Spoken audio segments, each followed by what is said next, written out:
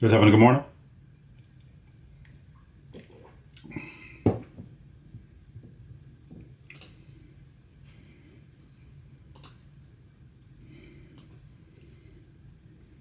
All right, we're on. 12 seconds. Let's get after it. And we are here. My face looking all big on Instagram. It's horrible.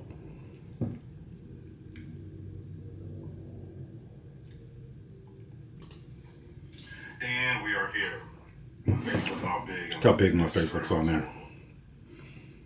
All right. All right, TikTok. All right, Facebook.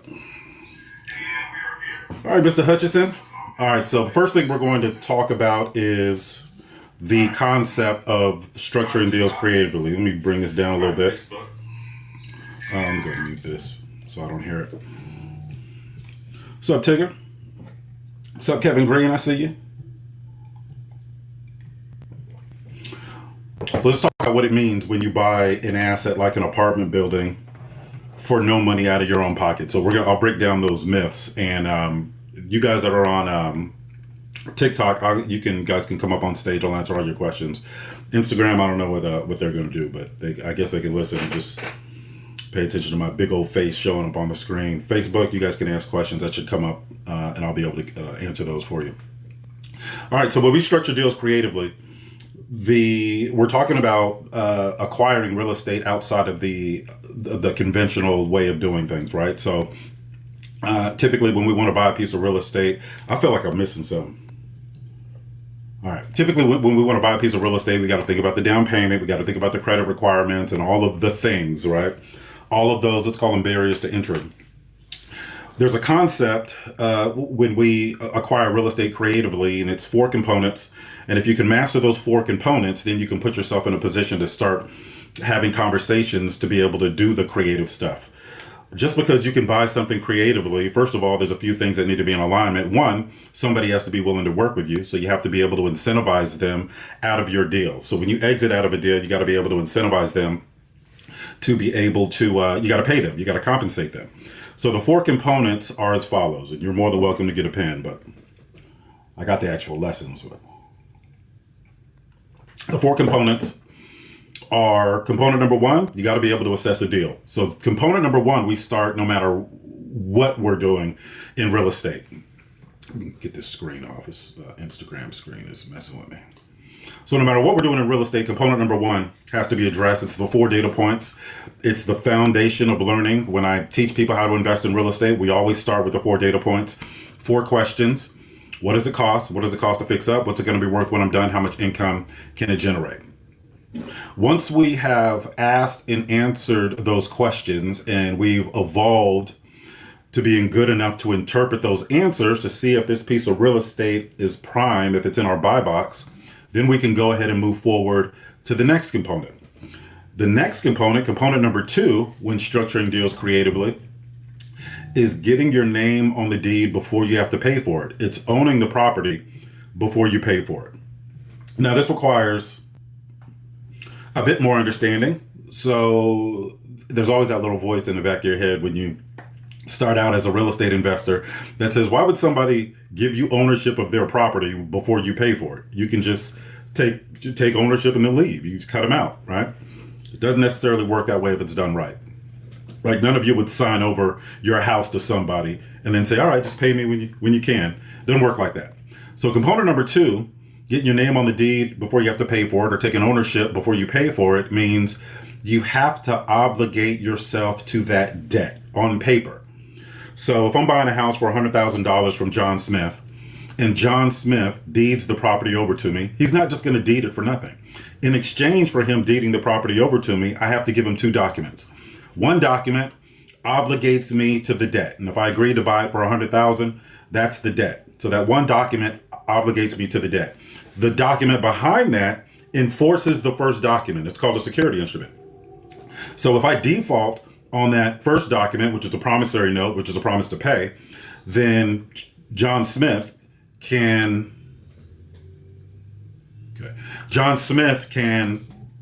foreclose on the property. He can get the property back. So that's the second document is called a security instrument. So that gives John Smith the security in the fact that I won't just run off, because if I run off, he can get the property back, right? So when structuring deals creatively, the four components, we went over the first two. The first component is you got to be able to assess it to see if this is even going to work. And by doing that, we run the 4 data points on the property. What does it cost? What does it cost to fix up? What's it going to be worth when I'm done? How much income can it generate?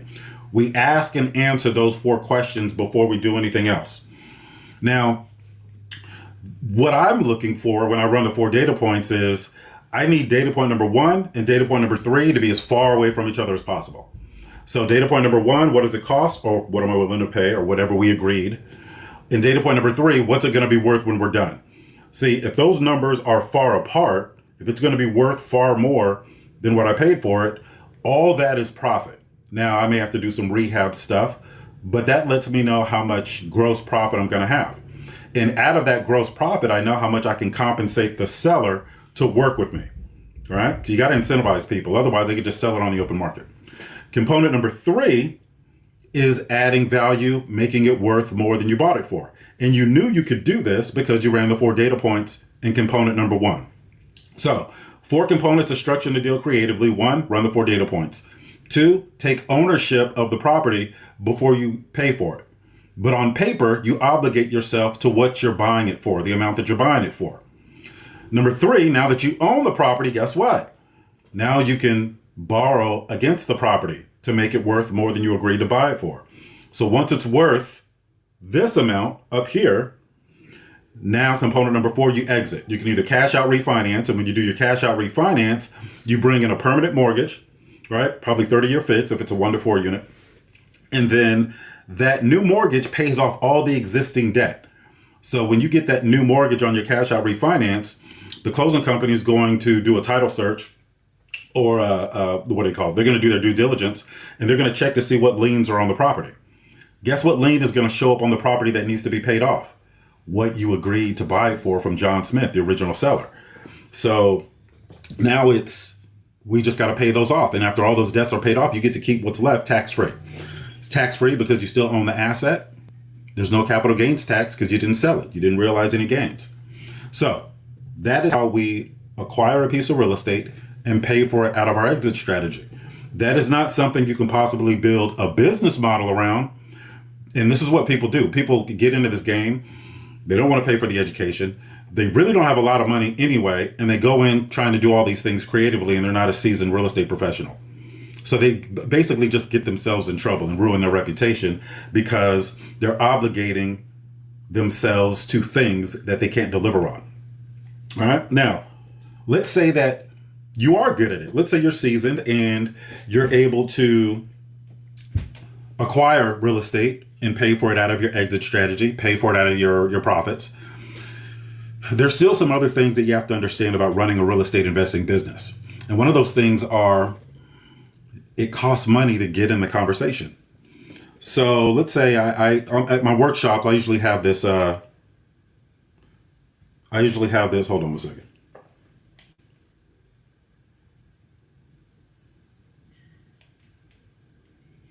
Okay. I had to make sure there were no cuss words in.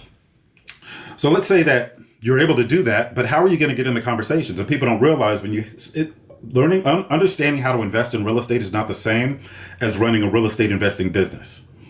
I have a real estate investing business. I understand how to invest in real estate. The first thing I teach people is how to invest in real estate. The second thing is how to have a real estate investing business. Those two things typically don't happen very close together. That takes time. That's why in our mentorship program, we don't have an end date, because it may take somebody 6 months, may take somebody a year, may take somebody a year and a half, and we have to be available for them to be able to support them however long it takes. Now, I use that 10-unit apartment building, some of you guys may have seen it before, to illustrate how we would, you guys want to see it? You guys want me to do the, put a 1 in the chat. I'm just going to focus on TikTok. Put a 1 in the chat if you want to see me do this 10-unit apartment building situation, so you can see what that looks like. And I use the same example all the time, which is basically the scenario is we're in a situation where we've got a lead on this apartment building. We don't have the money for a down payment. but we've built some rapport with the seller and we're able to acquire this 10 unit apartment building without the upfront capital. All right. All right. I'm gonna put it up, and I think I'm gonna be able to show my screen. I'm doing this one. I'm using StreamYard for all the other platforms, but TikTok, you guys are on my phone, so I'm gonna be able to show it to you guys. Oh, actually, I think I can share my screen here too. Hold on. Let me see. See what this does. Actual video. Okay. Slides and PDF video. Share screen. Yes, I can. Oh, won't he do it? All right. Watch me mess this up. You know, the more buttons I got to push, the more likely it is that something gonna get shut down. I was surprised with the new angle today. Now I see why. Why is it? Is this a more flattering angle? I'm just kidding. It's not. All right. Actually, you know what? Maybe I'll do next time. Maybe I'll do Instagram on this one, and the other one's on this one, and do. Okay. All right. I'm talking to myself. All right. Let me see if I can pull this up. Y'all bear with me.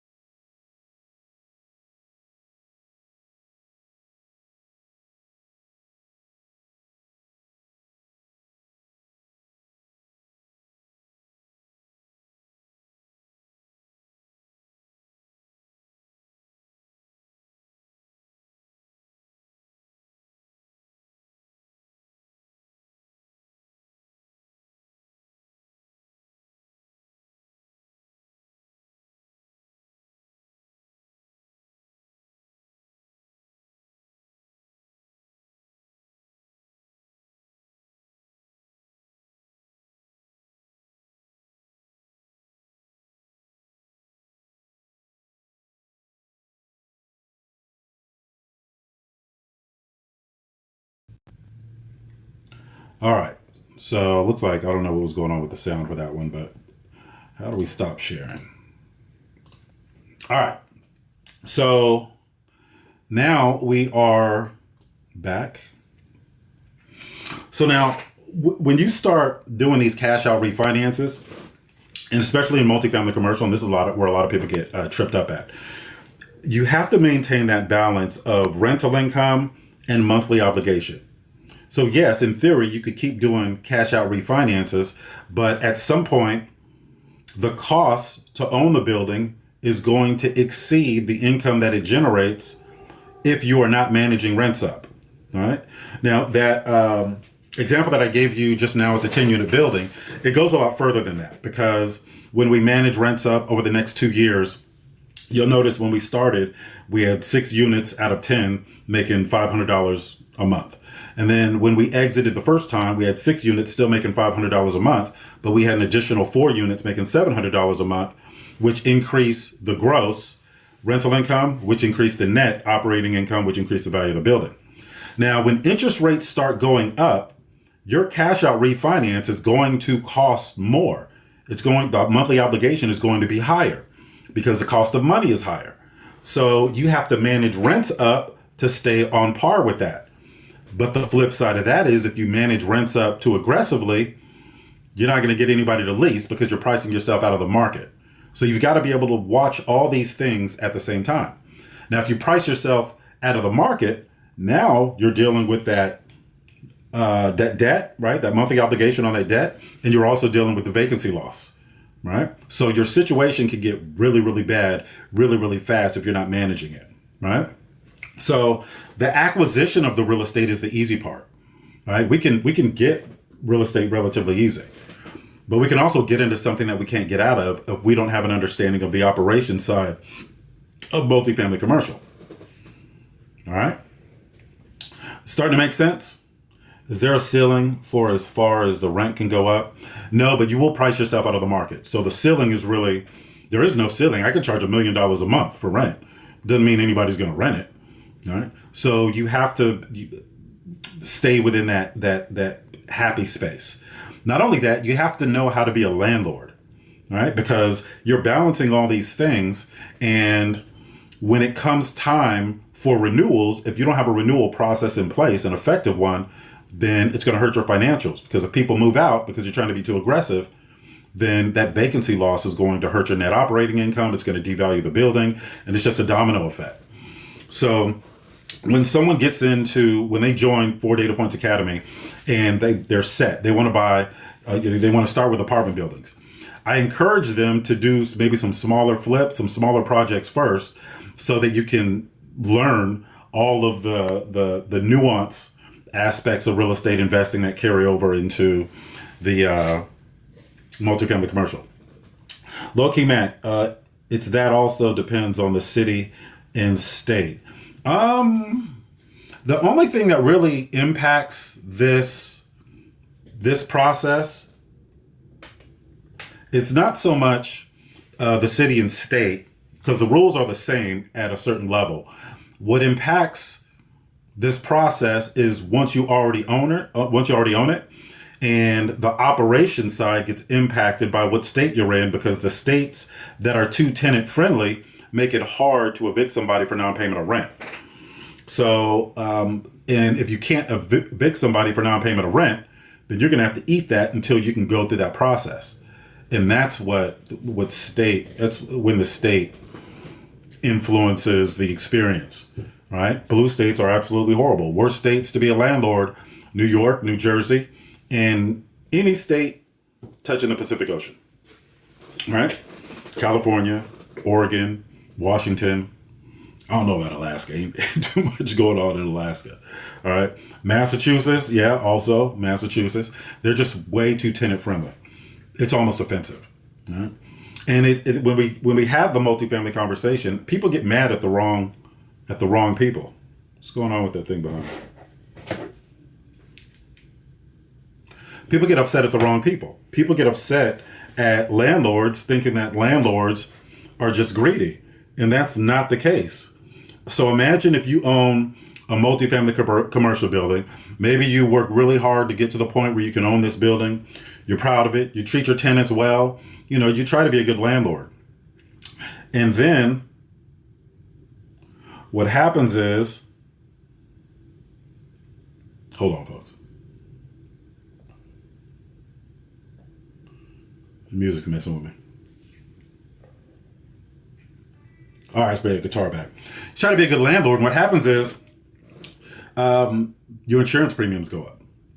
And if you guys don't own real estate, especially multifamily commercial, when the insurance premiums go up, that goes against your net operating income. We have a commercial building right now. The insurance went up 125%.